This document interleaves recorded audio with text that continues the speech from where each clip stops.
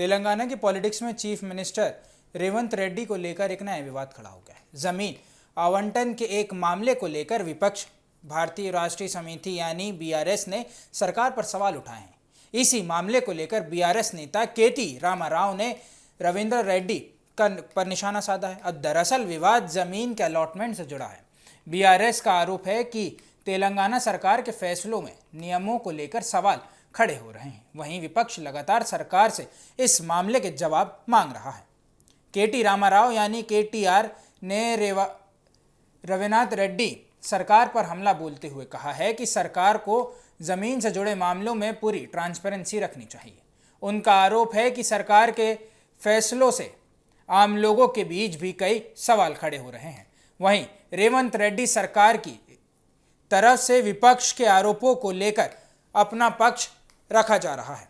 सरकार का कहना है कि जमीन से जुड़े फैसले नियमों और राज्यों के हित के ध्यान में रखकर लिया जा रहे हैं। यानी तेलंगाना में अब जमीन अलॉटमेंट का मुद्दा सीधे तौर पर कांग्रेस और बीआरएस के बीच राजनीतिक टकराव का नया कारण बन गया है। एक तरफ चीफ मिनिस्टर रेवंत रेड्डी अपनी सरकार को और अपनी सरकार के कामकाज को लेकर विपक्ष को जवाब दे रहे हैं, तो वहीं दूसरी तरफ केटीआर लगातार सरकार के फैसलों पर सवाल उठा रहा है।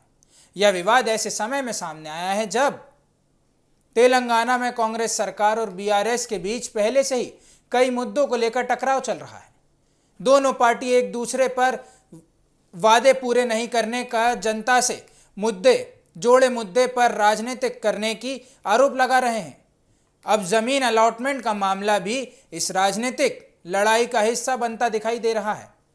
खास बात यही है कि आने वाले समय में तेलंगाना असेंबली में भी इस तरह के मुद्दे पर सरकार और विपक्ष के बीच टकराव बढ़ सकता है।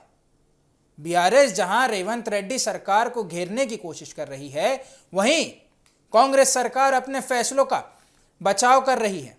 अब बड़ा सवाल यही है कि जमीन अलॉटमेंट के इस विवाद में सरकार की तरफ से क्या सफाई आती है और केटीआर के आरोपों पर रेवंत रेड्डी क्या जवाब देते हैं, क्योंकि तेलंगाना की पॉलिटिक्स में जमीन से जुड़ा यह मुद्दा अब सिर्फ एक एडमिनिस्ट्रेटिव मामला नहीं रह गया है।